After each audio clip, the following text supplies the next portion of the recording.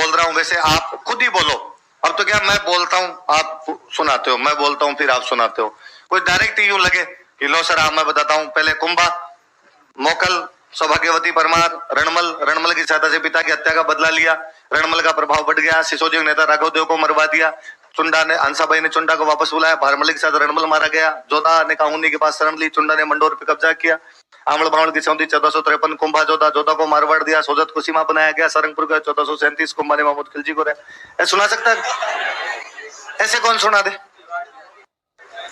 हाँ, याद करना ऐसे कहते हैं। जब तक ऐसे याद नहीं होता इसका मतलब पढ़ाई नहीं कर रहे। याद करना केवल और केवल इसको कहते हैं। जिस दिन ऐसे याद हो जाए तब मना करो कि हम पढ़ाई करते हैं। आजकल जब भी कोई नया नया बैच शुरू होता है, स्टूडेंट मेरे पास आ जाते हैं। खूब सारे स्टूडेंट मेरे पास आते हैं, सर ये तो पढ़ लिया, ये जो आप 2-3 पन्ने लिखवाते हो ना, ये तो हो ही जाता है। आप तो ये बताओ और क्या क्या पढ़ना है। मुझे लगता है ये नहीं पढ़ रहा तू, ये याद नहीं है तेरे, ये गलत फहमी है तेरी कि मेरे याद है। याद करना इसको कहते हैं। अब तो क्या, बैच थोड़े बड़े हो गए, इसलिए अब तरीका यही बचा है कि मैं बोलता हूं आप सुनाते हो, मैं बोलता हूं आप सुनाते हो। वरना जब बैच छोटे हुआ करते थे हम पूछते ही ऐसे थे कि भाई लो कल वाला कुंभा पूरा कौन सुना देगा? तो कोई बच्चा खड़ा होकर था, सर मैं सुना देता हूँ। मोकल कौन सुनाएगा? सर मैं सुना दूं। लखा कौन सुनाएगा? मैं बता दूं। तो अलग अलग बच्चे यूं सुना दिया करते और हम उसी को मानते थे कि इसको याद करना कहते हैं। और मैं खुद इसी चीज का प्रोडक्ट हूं। मैं जब दलीप सर के पास में यहाँ पे तैयारी करने के लिए आया था, तब सर इसी प्रकार से पूछते थे कि भाई कल जो मैंने पढ़ाया था फलाना राजा, ये पूरा कौन सुनाएगा? ये जो मैंने परसों पढ़ाया था ये पूरा कौन सुनाएगा? तो मैं तब यूं बड़ा मजा आता था मुझे हिस्ट्री, मैं साइंस का स्टूडेंट था, और जब ये हिस्ट्री पढ़नी शुरू की और मुझे लगा कि यार मेरा जन्म तो इसके लिए हुआ है और मुझे तो ये आता है। फालतू में इतने साल मैंने फिजिक्स और केमिस्ट्री में माथा बच्ची की थी, ये पढ़ना चाहिए था मुझे। और तब मैं यूं सर को कहा करता था कि सर एक एक राजा नहीं, कल जो पूरा पढ़ाया था वो मैं सारा ही सुना दूं, और कल नहीं, मैंने पिछले 3 दिन में आपने जो पढ़ाया वो सुना दूं। और मेरे तब से ये चीजें याद है, इसलिए मैं एक्सीडेंटल टीचर हूं कि भाई यूं सर के पास क्लास में आया करता था, ये अच्छा सुना दिया करता, कहानियां वानियां थोड़ी आती। एक बार सर क्लास में भी कहते और कौन जानता है इस मुद्दे के बारे में, अपने खड़े होकर कहानियां सुना देते कई बार। तो बाद सर ने कहा तू पढ़ा ले। तो मैं ये पढ़ाने वाला नहीं होता, पढ़ाना क्या है? सर ने कुछ नहीं पढ़ाना, मेरे वाले नोट्स याद है मगर तोते की तरह, पहले पन्ने से लेकर लास्ट पन्ने तक बोल दूं मैं। 3 रजिस्टर है, तीनों रजिस्टर याद है। अब हम इंडियन हिस्ट्री में 3 लगते हैं, हमारे एंशिएंट, मिडिवल, मॉडर्न, तो तीनों रजिस्टर याद है। तो ने बस रजिस्टर लिखवाने और क्या करना है, कहानियां आती है, बातें तू बना ही लेगा। वहां ठीक है। देखो याद करना तो इसको कहते हैं, ऐसे याद किया करें, है ना। फिर वो मुझे याद है कि मैं सर के पास जब नया नया आया था तो शायद 6 जुलाई को सर का बैच शुरू हुआ था, 2010 की बात है, वैकेंसी आई हुई थी। 1 जुलाई को वैकेंसी आई थी, 6 जुलाई को सर ने बैच शुरू किया। मैं आया उसमें 13 जुलाई को, कि वहां घर वालों को कहा कि जाएंगे, घर वाले तैयार हुए। एक दोस्त और थे, 2 दिन वो नहीं आए, यूं करके हम 7 एक दिन लेट आए। तो मुझे याद है हम सर के पास जब ऑफिस में गए एडमिशन के लिए, तब सर ही हुआ करते, 1 मैन आर्मी, सारे सब्जेक्ट सर पढ़ाते, सर के अलावा कोई टीचर ही नहीं हुआ करता था। हिस्ट्री, पॉलिटी, इकोनॉमी, ज्योग्राफी सब कुछ सर ही पढ़ाया करते थे हमें। हम गए, हम दोनों जाकर कि हमें एडमिशन लेना है। कहां से आए तुम? तो बीकानेर से। इधर लेट क्यों आए? तो सर वो लेट ही पता चला, बैच शुरू हुआ आपका, किसी ने बताया था हमें, फिर आने में टाइम लग गया। कई दिन घर वालों ने रुपए नहीं दिए, रुपए दिए तब तक ये नहीं है, मैं तैयार नहीं हुआ, अब आए फाइनली यहाँ पर। सर ने कहा यार तुम बरसाती मेंढकों की तरह उठ उठ के आते हो, वैकेंसी आने के बाद में तैयारी करने के लिए आते हो, पढ़ाई होती है शांति काल की, तो छोड़ो, तुम तो फाउंडेशन बैच में एडमिशन लेना। अब ये वैकेंसी तो गई वो गई, ऐसे कैसे गई? हम एडमिशन लेंगे इसके अंदर, हमें इसके अंदर ही पढ़ाओ। और सर अब वापस थोड़ी जाएंगे, कोई ना, अब तो एडमिशन दे दो। और मैं बीए फाइनल में और हुआ करता था, तो सर ने कहा तुम तो अभी तो फाइनल में ही है, आ जाना, ग्रेजुएशन कंप्लीट करके आ जाना।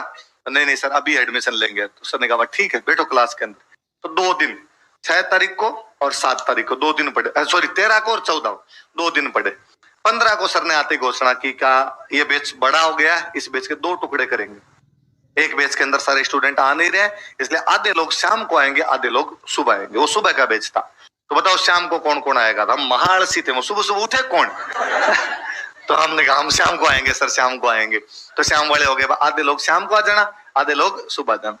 तो सर ने वापस कहा कि भाई चलो ठीक है, कल से तो आपका बाइफरकेशन हो जाएगा, आधे शाम को आएंगे, आधे सुबह आएंगे। चलो अब जब सारे साथ में बैठे हो तो बताओ कि कल जो मैंने पढ़ाया था वो पूरा किसको याद है? पूरा कौन सुना सकता है? और मैंने क्लास में नोटिस किया कि उस दिन किसी ने हाथ नहीं खड़ा किया। मेरे जो रूममेट थे साथ में, अब हम नए नए आए थे तो मैं दिल्ली जाके उनको सुना था, 13 तारीख को पढ़ के गया। मैंने जाते उनको कहा ये रजिस्टर पकड़ो, मैंने याद किया मगर रजिस्टर मैं बोल रहा हूँ, लाइनें गलत हो वहां पर बताना। तो मैं उनको सारी लाइन बोल रहा था, बीच में अटक रहा था तो वो बता रहे थे ये है ये, इसके बाद ये, इसके बाद मैंने एक बार और पढ़ा, फिर उनको सुना दिया। 14 को मैंने जाके 13 वाला भी सुनाया और 14 दोनों एक साथ सुनाए उनको। तो उन्होंने मेरी अंगुली लगाई, खड़ा हो जा, तेरी याद नहीं। तो मैंने कहा यार पूरी क्लास में कोई नहीं खड़ा हो रहा, इसका मतलब कोई ना कोई लोचा तो है, इसका मतलब सुनाया नहीं जाता। उनका कुछ ही नहीं है, तू खड़ा हो जा, सुना देगा तू। तो मैं खड़ा हो गया। मैं खड़ा, सर ने कहा तुम तो कल एडमिशन हुआ था तुम्हारा। मुझसे कल नहीं, मैं परसों आ गया था आपके पास, परसों क्लास में बैठ गया था। हाँ हाँ अभी 1-2 दिन में तो एडमिशन हुआ है। हाँ तो तुझे कल वाला पूरा याद है? 2 दिन का, परसों वाला भी तू परसों वाला भी सुना सकता है? मैं हाँ। सर ने कहा सुनाओ। अपने एक सांस में सांस नहीं टूटने दी मैंने उस दिन। कबड्डी वाली सी सिचुएशन, और 13 वाला धड़ाधड़ 7-8 पेज थे, लगातार सुनाए वो 7-8 पेज। और सुनाए तो टावरों तालियां वालियां बजाई। सर ने कहा थू भाई पढ़े तो ऐसे ये होती है, देखो पढ़ाई ऐसे पढ़ते हैं। अपने राजीव है, उस दिन शाम को रोटी क्या ही भाई थी अपने को भैया क्लास में तारीफ सुन। तो वो जैसे ही सर ने कहा ये होता देखो ये बच्चा पढ़ गया, ऐसे पढ़ना चाहिए। सर ने थोड़ी तारीफ की। कितने में कोई इंग्लिश मीडियम की एक लड़की थे, वो क्लास में खड़े और धड़ाधड़ इंग्लिश में गालियां निकालने शुरू कर। तो अपने अच्छी बात ये कि इंग्लिश समझ में नहीं आती तो अपने को पता नहीं चला क्या गालियां निकाल के। मैं उनके कहने का कुल मिला के मतलब ये था कि ये लड़का रट्टे मार के आया। ये रट्टा मारना ही तो लगातार सारी की सारी आप लाइनें बोल दो। ये लड़का रट्टे मार के आया, आप इसकी तारीफ कर रहे हो? मतलब रट्टाफिकेशन की तारीफ कब से की जाने लगी? अरे से तो कोई याद कर सकता है। तो सर ने उनको कहा अरे कूल चिल ऐसे क्या, 4 आराम से चुप रहो। और सर ने कहा देखो 2 बात है, एक तो 2 प्रकार की चीजें हो सकती है। जिनको रटा जा सकता है उनको केवल रटा जा सकता है, जिनको समझा जा सकता है उनको केवल समझा जा सकता है। अब कुंभा ने 6 किताबें लिखी थी, रटनी ही पड़ेगी, इसके अलावा आपके पास कोई इलाज? यदि आपको लगता है कि नहीं मैं रट्टा नहीं मारता तो आपकी 6 किताबें कभी भी याद है। अब क्या समझोगे इसमें? भाई किताबें देख लो फिर कि मैं समझ रहा हूं उनको, है ना? सुधा प्रबंध समझ में आ गई है ना? 5-7 एक बार बोल के देखी है। संगीत सुधा, संगीत मीमांसा, संगीत क्रम दीपिका, संगीत राज, संगीत सुधा, संगीत 3-4 बार बोली तो जी पे लटक गई वो। जी पर अटकी भी रहेगी तो अपने आप आपके याद रह जाएगी। और क्या हो सकता है? यही हो सकता है। तो करने का पहली बात हुई कि जो चीजें रटी जा सकती है वो केवल रटी जा सकती है, जो केवल समझी जा सकती है वो केवल समझी जा सकती है। और इस तैयारी में ज्यादातर पोर्शन रटाई वाला है, रटाफिकेशन करना है। इसलिए प्लीज अपने दिमाग से निकाल के रखो कि हमें समझना है कुछ। इसके अंदर इतनी सारी चीजें होती है कि आपको याद करनी पड़ेगी। याद करने को यदि आप रटना कहते हो तो उसको रटना मान लो। और फिर सर ने कहा कि हर कोई नहीं कर सकता, यदि आप कर सकते हो तो बढ़िया बात, आप करके देख लो। मैं कर दूंगी, इसके अंदर क्या बात? सुने ठीक है आप कर लेना। अब वो तब तो गुस्से के अंदर रहे होंगे तो उन्होंने वैसा ही बोल दिया। अब वो शाम वाले बेच में, मेरे वाले बेच में आ गए वापस। जब चेंज किया तो हम सुबह से शाम वाले में गए तो वो भी उस शाम वाले में आ गए। तो दूसरे एक दिन उन्होंने, हालांकि मुझे तो आगे सॉरी मैं गुस्से के अंदर ही थी, मैंने ऐसा बोल दिया आपको। मैंने कहा हमारे वैसे ही समझ नहीं आया आपने क्या। पर उस दिन से वो खार खा गए थे और वो वाकई मेरे से भी ज्यादा अच्छे याद करके आया करते थे। कि वो यूं था कि भाई मैंने यदि कल वाला 3 मिनट के अंदर सुना दिया तो उनका यह था कि मैं 2.5 में सुना दूंगी, मैं 2 के अंदर सुना दूंगा। और फिर तो हमारी क्लास में खूब सारे लोग थे, 10-15 बच्चे हम हुआ करते थे जो सर कहते भाई कल वाला पूरा कौन सुनाएगा, ये टूट के पढ़ते थे कि लो हम सुना देते हैं। इसका मतलब ये कोई भी ऐसे याद कर सकता है, बशर्ते आप याद करने की कोशिश करो। ऐसे करने से दिमाग पे जोर ज्यादा पड़ता है ना? आप कभी ट्राई करो कि 3 पेज है, आपने याद किए, फिर किसी को दे दो और बोलो मैं बोल रहा हूं और अब तू इसको देख। तो आपको एक एक लाइन को बोलने में जोर आएगा दिमाग पे कि पहले क्या लिखा हुआ है, फिर क्या लिखा हुआ है, फिर क्या लिखा हुआ है, फिर क्या लिखा, जोर पड़ेगा दिमाग पे। और जब जोर पड़ता है तो चीजें स्थायी याद होती है। वरना आपके साथ समस्या थोड़े दिन में वो आएगी कि आगे आगे पढ़ते हैं, पीछे पीछे बोलते हैं। हालांकि मैं खूब सारी चीजें ऐसे ही याद करवा दूंगा। अभी भी आप देख रहे हो 3 दिन हो गए मैं वार्ड पढ़ते हुए, आपको याद था? और नोटिस कीजिए हम जैसे जैसे पीछे की तरफ जाते हैं आपको ज्यादा याद आता है। आज मैंने उल्टे पूछे, कुंभा वाली किताबें फिर भी हो सकता है किसी को कम याद हो, पर बापा रावल की उपाधि आपको सबको याद थे, है ना? सामूली अभिलेख की एक एक बात आप जान रहे थे, क्योंकि सामूली अभिलेख को रिवीजन करते हुए हमें 4 दिन हो गए। पहले दिन पढ़ा था, फिर बापा रावल वाले दिन वापस पढ़ा, रतन सिंह वाले दिन वापस पढ़ा था, लाखा वाले दिन वापस पढ़ा था, कल कुंभा वाले दिन वापस पढ़ा। तो सामूली अभिलेख का कितनी बार रिवीजन कर लिया? 4। कोई चीज जितनी बार रिवीजन होगी उतनी बार याद होगा। मैं कहता हूँ यदि आप डेली पढ़ते हो, यदि आप रेगुलर जाके पढ़ते हो, यदि आप थोड़ा सा ढंग से याद कर लेते हो, लास्ट में आपके साथ सिचुएशन ये आ जाएगी कि जैसे मान लो मैं ये राजस्थान जीके पढ़ाऊंगा, मैंने महीने भर पढ़ाया, महीने भर पढ़ा के मैंने कहा भाई हिस्ट्री कंप्लीट हो गई, अब तुम्हारे नया सब्जेक्ट लगेगा, कल्चर अपने बाद में पढ़ लेंगे। बीच में गैप आ जाएगा, बीच में आपके राजस्थान ज्योग्राफी लगा देंगे, राजस्थान पॉलिटी लगा देंगे। अब मान लो 2 महीने का बीच में गैप आ गया, तो 2 महीने तक चीजें याद नहीं रहती यार, भूल जाते हैं। पर फिर भी यदि कोई आपको 2 महीने बाद भी यदि कोई आपको पूछे कि कुंभा की कौन सी किताब के 5 भाग है, तो आपको नाम तो मान लो याद नहीं है कि संगीत राज है, पर आप उसको ये बता दोगे देख नाम तो अब याद नहीं आ रहा, कौन सी किताब थी, सर ने बताई थी, तब याद भी की थी, 2 महीने हो गए भूल गया, पर मेरी कॉपी के अंदर, मेरे रजिस्टर के अंदर ये राइट साइड में लास्ट में लिखी हुई 5 नाम अगले पेज पे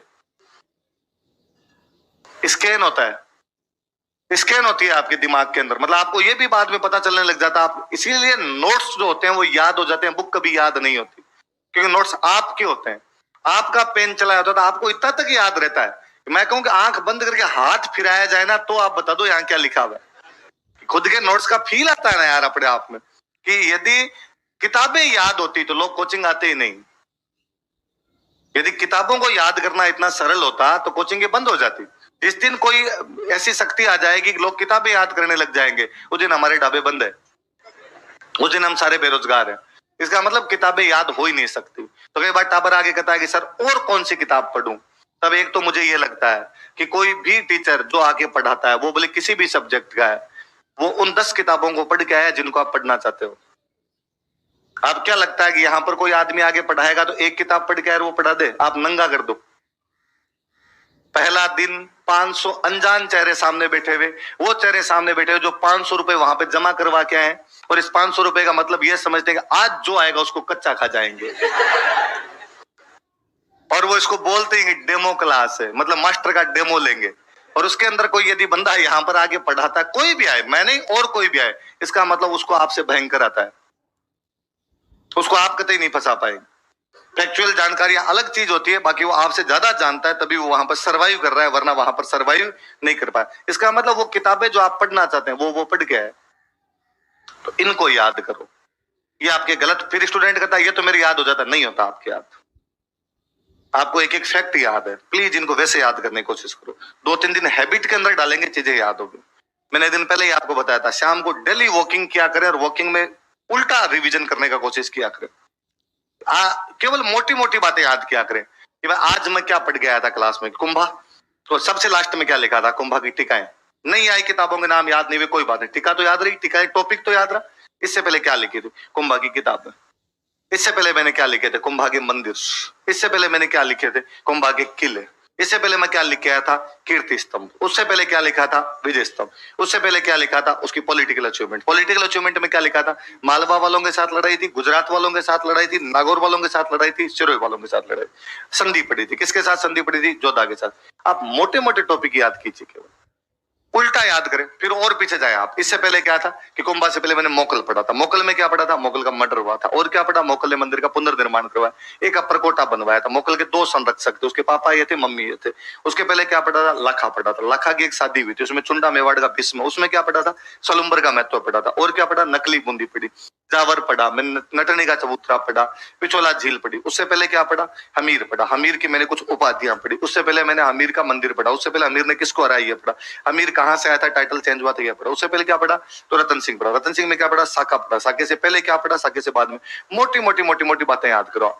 बौद्धों का ऐसे मानना है कि यदि कोई बंदा ऐसे उल्टा याद करने की कोशिश करे, लगातार प्रैक्टिस करे, डेली याद करने की कोशिश करे, तो उसको पिछले जन्म की चीजें भी याद आ जाती है।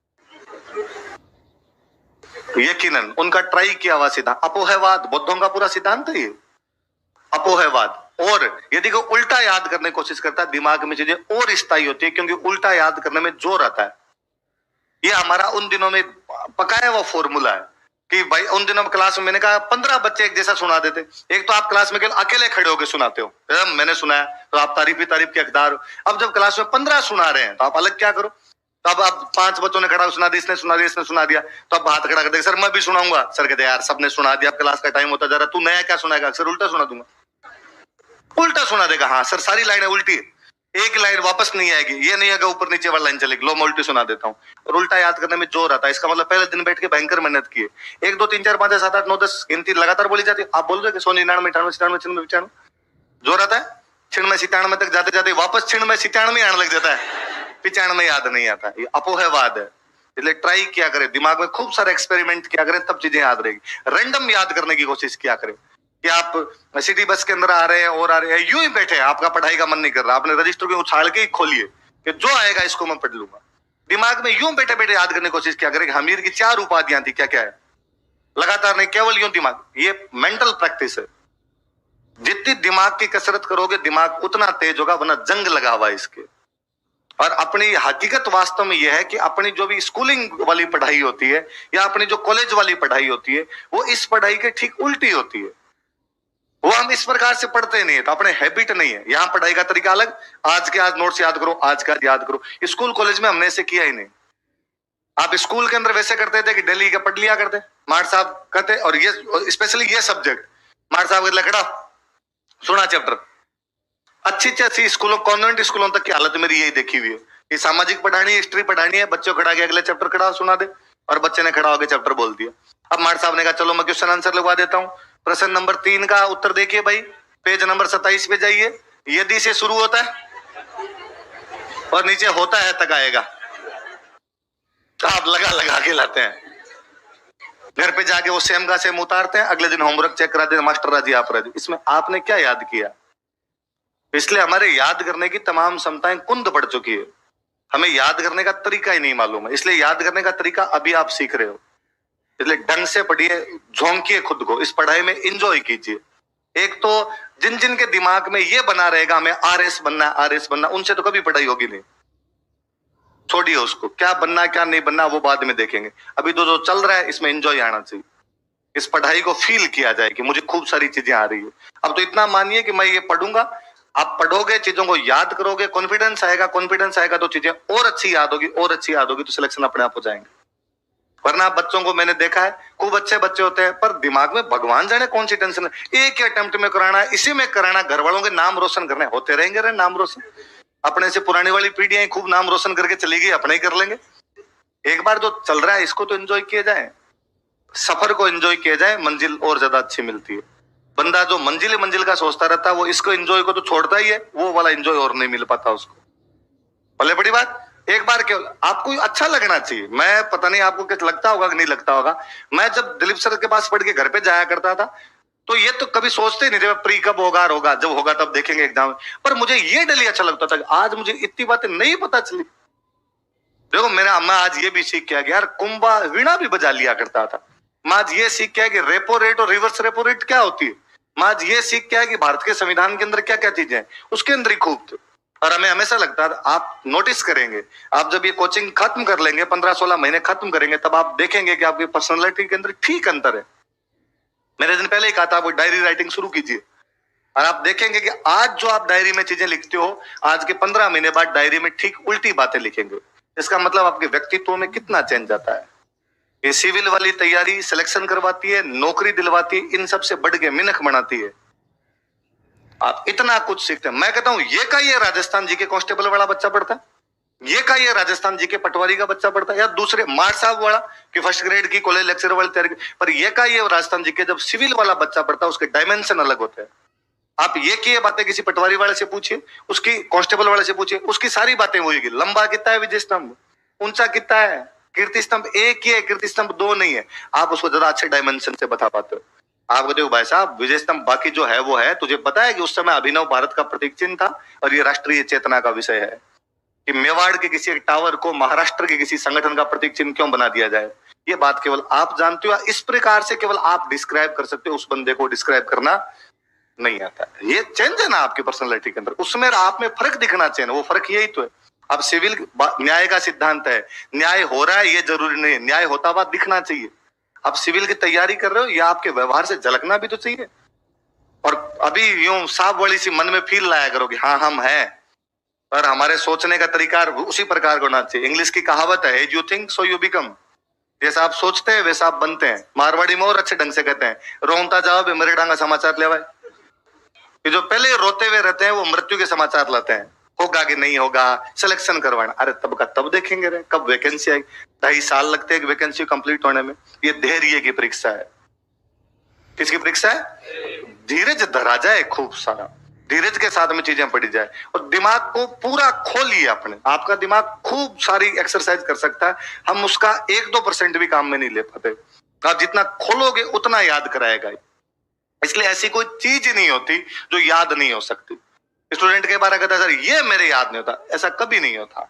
इसका मतलब उसमें जीव नहीं है आपका। आप जीव डालोगे तो मैथ्स भी आती है, जीव डालोगे तो इंग्लिश भी आती है। मैं पूरा राजकीय प्राथमिक विद्यालय के अंदर पढ़ा हुआ कि जिसमें इंग्लिश हमारे 6ठी क्लास के अंदर जाके शुरू हुआ करती थी और 6ठी के अंदर ही पूरी 6ठी क्लास में उन्होंने ABCD सिखाई और 6ठी जब कंप्लीट होने वाली 6 तब उन्होंने कहा कि ये ऐसे नहीं लिखते, ऐसे लिखते हैं, मग मरा दिया। पूरे साल तो हमने ये याद की थी और आपने कहा कि ये तो गलत है, अब आपको ये याद करनी पड़ेगी। मतलब इस उधेड़ बुन के अंदर रहे थे। मैं कई बार क्लास में बताता रहता हूँ कि हालात ये थे 6 क्लास के अंदर कि हम एक प्राइवेट स्कूल में पढ़ने चले गए थे। पहले गांव वाले स्कूल में पढ़ते थे और उसमें तरीका ये था कि आप चलती क्लास के अंदर यदि आपको पानी पीने के लिए जाना तो हम क्लास में खड़े होकर वैसे ही बोलते हैं बहन जी। मैडम तो बोलते नहीं थे, गुरुजी और बहन जी हुआ करते, बहन जी पानी पीने जाऊं, और बहन जी कहते हाँ पानी पीने जा सकता है तू। वापस आना होता, वापस कहते क्लास में आ जाऊं, क्लास में आ जाओ। वाह, मैं तो नया नया गया तो मैंने कई दिन तो मेरे ये नहीं समझ में आया कि ये जब क्लास में आते हैं तो बोलते क्या है। अब वो बच्चे कहते मैं आई कम इन सर। अब मेरा ये सुना हुआ ही नहीं यार कि मैं आई कम इन क्या होता है। मैंने दिमाग थोड़ा ठीक था तो मैं चीजें ग्रेस्प बहुत जल्दी करता था। मैंने पकड़ा कि यार ये कुछ बोलते तो कुछ ऐसा है, तो मुझे लगा ये बोलते हैं मेक मीन।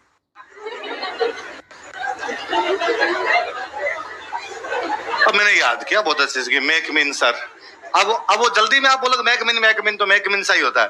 तो अब क्लास में जब भी कुछ ना होता है मैं जो मैक मिन सर, तो उनको ही लगता, बच्चों को लगता है मैक मिन ही बोला होगा। अब वहां 2 लफड़े थे। एक तो क्लास में घुसते टाइम तो मैं कम इन बोलो, और जब भी कोई सर आएंगे तो हमारे सरकारी स्कूल में था कि जब भी कोई सर आएंगे तो खड़े हो जाओ। खड़े हो जाते थे हम, है ना। सर आते कहते बैठ जाओ, तो हम वापस बैठ जाया करते। अब हमने नोटिस किया कि सर आते तो खड़े तो होते, साथ में कुछ बोलते भी हैं। अब वो बोलते वेलकम सर। अब मुझे लगा कि बोलते तो फिर यही है। तो एक हमारे सिकंदर खान सर आया करते थे। एक दिन वो बड़े अनुशासन प्रिय थे। वो क्लास के अंदर आए, पूरी क्लास ने खड़े होकर वेलकम सर। मैं आगे आगे और खड़ा, मैं जोर से कहा मेक विन सर। तो उन्होंने पकड़ा कि ये कुछ गलत बोल गया, तो उनका सिट डाउन, बाकी सारे तुम खड़े रहो। लगा ऐसा क्या किया आपने, तो होमवर्क भी पूरा है, टेस्ट में नंबर भी ठीक आए थे अपने तो। जी सर क्या बोला तूने, और मुझे मेरे में गजब कॉन्फिडेंस कि क्या बोला तूने अभी। मगर मैक मीन सर, बोलना क्या चाहिए, मगर मैक मीन सर। इन सब ने क्या बोला था, मैक मीन सर। तो उन्होंने कहा कि नहीं। तो मुझे अब भी याद है, हमारे वो क्लासमेट था विकास को खड़ा किया। विकास खड़ा, बता क्या बोलना चाहिए। तो उसने कहा वेलकम सर। तो मैंने कहा वापस एक बार, कहा वेलकम सर। क्या बोलना चाहिए, वेलकम सर। आज के बाद क्या बोलेगा, वेलकम सर। कहाँ से आया, फलाने गांव से। कौन सी स्कूल में पढ़ा था, वहां ऐसे नहीं बुलवाते, तुम नहीं बुलवाते सर। आगे से ध्यान रखेगा, मुख ठीक। तो इंग्लिश के हालात ये थे। हम यहाँ पर भी जब तक पढ़ने आ गए थे ठीक थी। 10वीं 12वीं में इंग्लिश में हमेशा अच्छे नंबर आते, और वो नंबर उसी प्रकार से लाए हुए थे कि 10th क्लास में हमें मार्ट साहब ने सीधा सीधा सा कहा कि 20 कहानियां याद करनी है, और हमने वो 20 कहानियां रट ली। Hungry fox, greedy dog, bee handed dog, है ना, वो सारी गाने, ऑनेस्ट वुड कटर, वो सारी की सारी याद थी। तो एग्जैक्टली इंग्लिश याद, हमें नहीं पता इसके अंदर ऐसा क्यों है, पर वो याद थी। वैसे वैसे छाप के आया करते, नंबर आ जाते। तो मेरे 10th में को डिस्ट्रिक्ट मार्क्स थे, 75 से ऊपर ही थे, तो वो अच्छे नंबर ही आ जाया करते। और 8वीं में हमारे मेरिट के अंदर आया था वहां पे, तब खूब अच्छे से नंबर आए थे। अपने लग ही रहा था कि अपना ठीक है। अब जब इधर कंपटीशन की तैयारी करने आए तब पता चला कि अपने इंग्लिश आती नहीं। यहाँ पर पता चला कि अब आपको लिखनी पड़ेगी, ये सेंटेंस बनाने पड़ेंगे। अब टेंस आते थे ले देके कि इजेमार मैं सही लगाता हूँ, चुका है चुकी है से मुझे पता चलता है, हेज लगाना है हेव लगाना है, वो मेरे को सब साफ पता चलता है। वोकैबुलरी कहाँ से लाओगे, बिना वोकैबुलरी के लिखोगे कैसे। सड़क पर गोलियां चल रही थी, अब रही थी तो वाजवर लगाना है, और अब बाकी वाले bullets are walking on the road. अब इस चलने को वॉकिंग कहते हैं नहीं कहते हैं ये नहीं समझ में आता था यार। इस चलने को क्या कहते हैं, उस चलने को क्या कहते हैं। तो कई दिन वो बड़ी प्रॉब्लम रही। आरएस वाले एग्जाम भी दिए, उनके अंदर भी कभी इंग्लिश में ढंग के नंबर आते ही नहीं थे, और उनमें कोई एवरेज से नंबर ही आ जाया करते थे। अब ठीक है, सबके उतने आते थे, पार ही पड़ जाती। उतने नंबरों में आप इंटरव्यू कॉल करवा लेते हो, उतने नंबरों के अंदर ही आप मेंस पास कर लेते हो, आप प्री पास कर लेते हो, ठीक चल जाता है। मैंने जब पढ़ाना शुरू किया तो क्लास की कंडीशन ये थी कि 100 बच्चे यदि क्लास में बैठते हैं तो 15 बच्चे इंग्लिश मीडियम के, 85 बच्चे हिंदी मीडियम के। तो मैंने दिलीप सर को कहा कि भाई मैं जब पढ़ाऊंगा तो मैं लिखवाऊंगा किस मीडियम के अंदर? तो सर ने कहा हिंदी। तो सर इंग्लिश वाले क्या करेंगे? लिख लेंगे, अपने आप लिख लेंगे, तो चिंता मत कर। और इंग्लिश वाले बच्चे वाकई अपने आप खुद ही लिखा करते। मैंने कभी बोला भी नहीं होगा कि तुम एक भी सेंटेंस ऐसे लिखो, मैं पूरे हिंदी में बोलता, वो इंग्लिश के अंदर अपने लिखते। थोड़े दिनों में रेशियो बढ़ा, अब वो 15% से बढ़ के हो गए 30, 25-30% हो गए। मैंने कहा सर आजकल थोड़े बच्चे ज्यादा है और मुझे लगता है ये बच्चे लिख नहीं पाते। कई बार मेरी तरफ देखते हैं, मुझे बड़ी शर्म फील होती है, यार ये मेरी तरफ देख के कह रहा होता है कि बताओ सर इसको क्या लिखूं, और मैं हाथ जोड़ता हूँ यार नहीं आ रही, अब मैं कहां से बताऊं। तो सर ने कहा तू थोड़े से कीवर्ड्स याद कर ले। तब हिस्ट्री में कीवर्ड ज्यादा होते भी नहीं, कीवर्ड्स थोड़े थोड़े होते, तब मैं कीवर्ड्स याद किए। वंश को डायनेस्टी कहते हैं, आक्रमण को अटैक कहते हैं, परकोटे को रेमपार्ट बोलते हैं। थोड़े बहुत मोटे मोटे तो याद करें। तो एक लिंग मंदिर का परकोटा बनवाया तो परकोटे को रेमपार्ट कहते हैं, ये टाबर को बता दें, फिर वो बिल्ट एंड कंस्ट्रक्टेड जो लिखना होगा अपने हिसाब से वो लिखता रहेगा। अब ये संख्या और बढ़ी, ये संख्या बढ़ गई हो गई 30-35% के आसपास।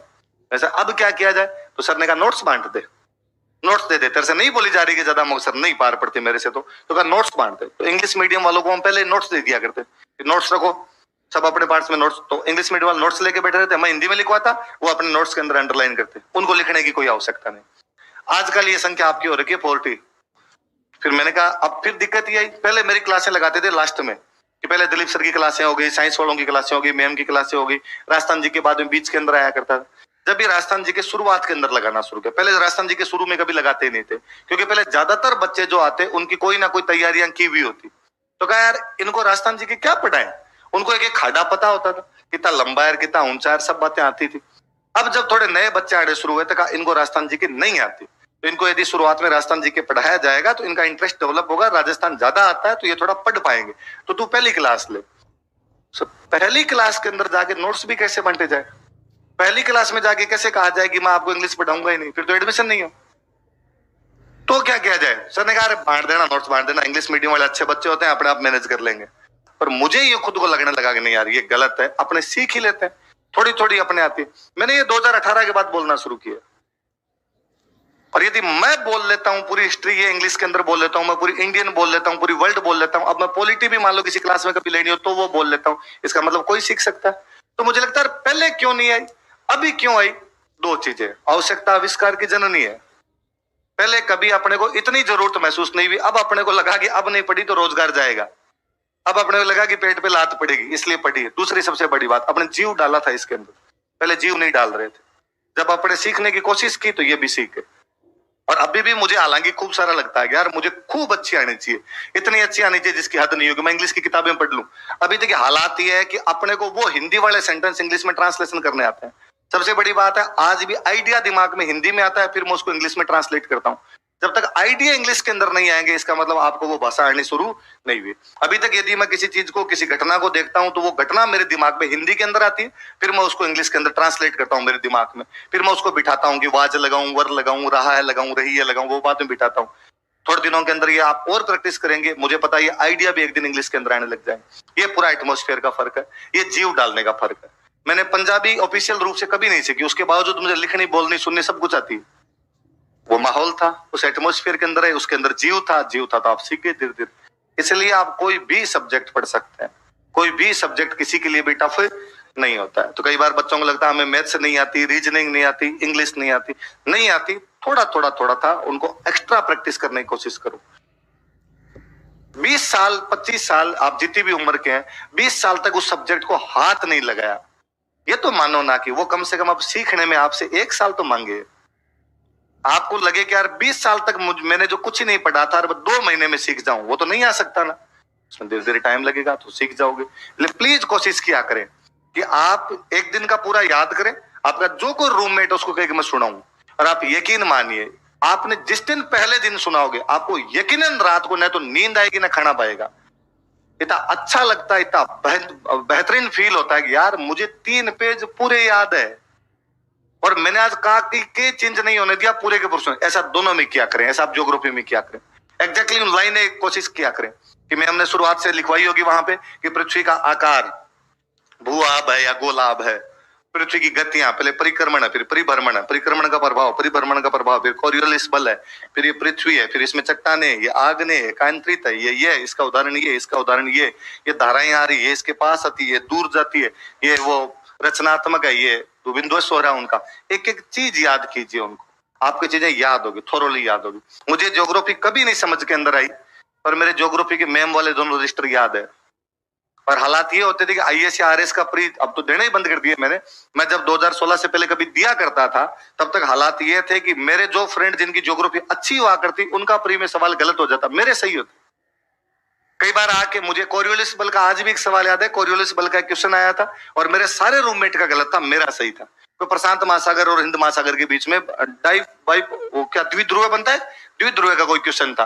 तो मेरे सारे रूममेट ने कहा नहीं ये ऐसे नहीं होता, ऐसे होता है। तो मैं उस दिन उनको कह रहा था कि यदि मेरा गलत है ये सवाल तो मैडम के नोट्स झूठे हैं, इसका मतलब मैडम गलत पढ़ाते हैं।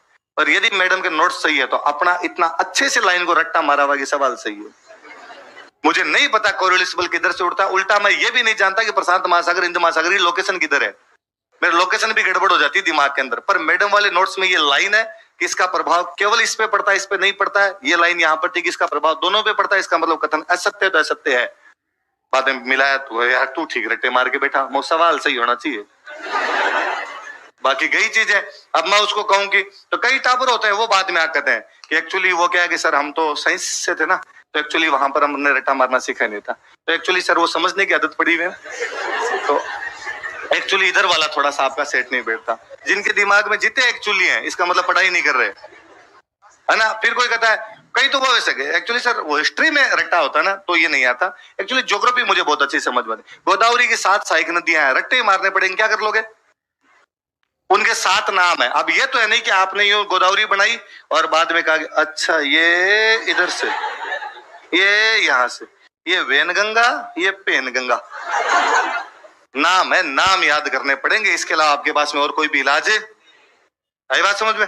पढ़ा कीजिए, खूब अच्छे से पढ़ा कीजिए। तो ये पुराना याद किया कीजिए, सुनाया कीजिए एक दूसरे को। सुनाना सबसे अच्छा तरीका है, सुनाने से जितनी चीजें तैयार हो। सुनाना वैसे 5-5 लाइनें सुनाइए, 5 लाइनें याद कीजिए, अपने रूममेट को या कोई पास में बैठा हो, ग्रुप बनाइए।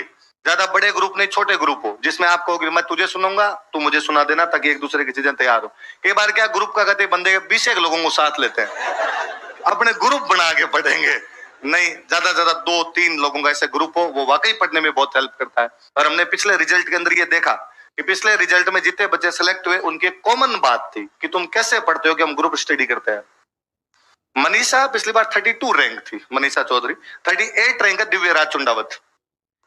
उनके साथ में 2-3 लोग और थे जिनमें एक की रैंक 117 है, मतलब 117 रैंक है, एक की साथ 353 के आसपास है, एक की साथ 500 समथिंग के आसपास रैंक है। तो 3-4 लोग थोड़े आगे थे, 2-3 लोग थोड़े पीछे थे। तो उन्होंने एक दिन एक किस्सा बताया। उन्होंने कहा कि सर हम शुरुआत के अंदर सब एक दूसरे को पूछा करते थे, एक दूसरे को चीजें बताया करते, ग्रुप के अंदर पढ़ा करते, और हर संडे को यहाँ पे टेस्ट सीरीज का टेस्ट होता था, वो तो हम देते ही थे। एक हमने हमारा टेस्ट और कोचिंग कंप्लीट हो गई, कोचिंग कंप्लीट हो गई तो हर संडे को टेस्ट होता, वो टेस्ट तो हम देते। एक दिन हमने और तय कर रखा था कि बुधवार को अपने 500 बैठ के एक टेस्ट और लिखेंगे। कहाँ लिखोगे? तो पार्क में बैठ के। तो कोचिंग के पास उधर वाली साइड में एक पार्क है, उसके अंदर हम भाई कोचिंग में किसका टेस्ट है? पॉलिटी का। अपने एक सब्जेक्ट घर पे और पढ़ लेंगे, इकोनॉमी। हम इकोनॉमी का टेस्ट लिखते, एक दूसरे से कॉपियां चेक करवा लेते। तो मेरी चेक कर, मत कॉपी तेरी चेक कर दे। यकीन मानिए जब आपका दोस्त आपकी कॉपी चेक करता है, गलतियां ज्यादा निकालेगा, क्योंकि वो कभी नहीं चाहेगा कि आपका उत्तर सही हो जाए।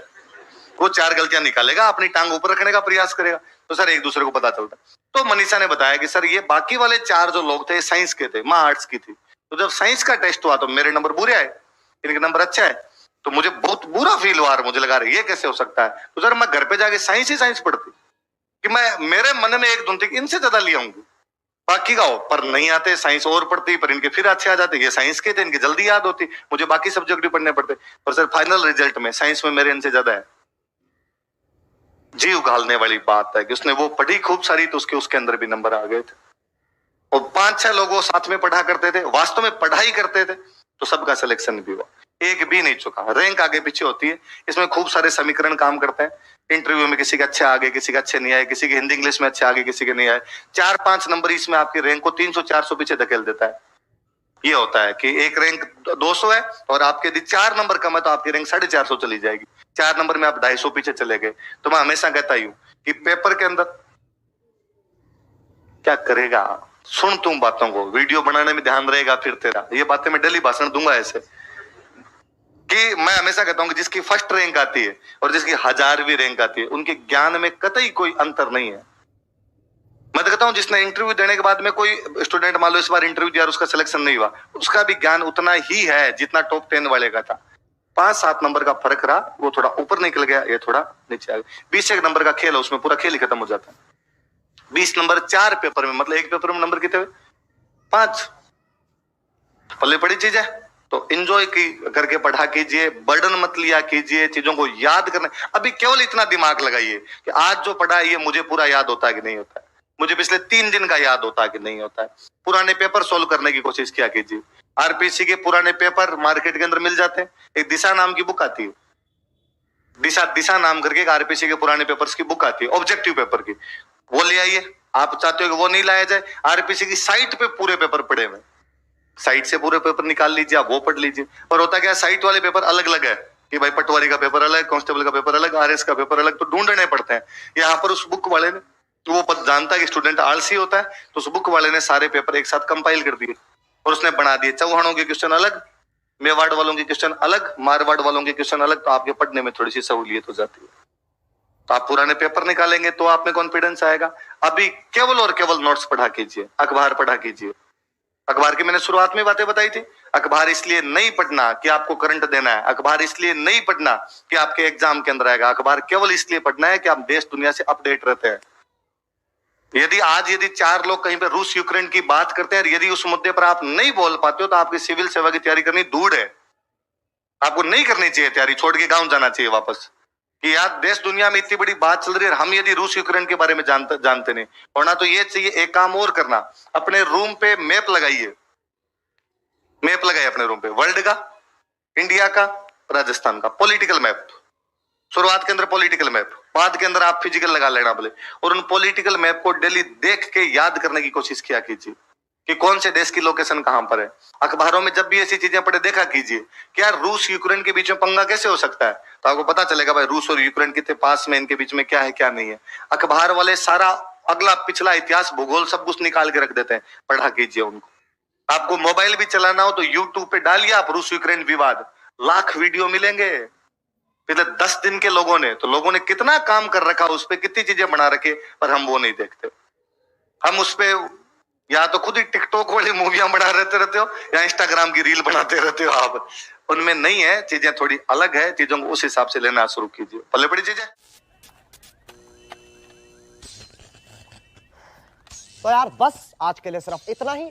अगर तुम्हें ये वीडियो पसंद आई तो लाइक मारो, और अगर तुम लोग नए हो तो सब्सक्राइब करो। वो जो लाल वाला बटन है उस पे अपनी खट्टी गोली फेंक के मारो या फिर गाड़ी चढ़ा दो, मुझे नहीं पता, बस क्लिक हो जाना चाहिए।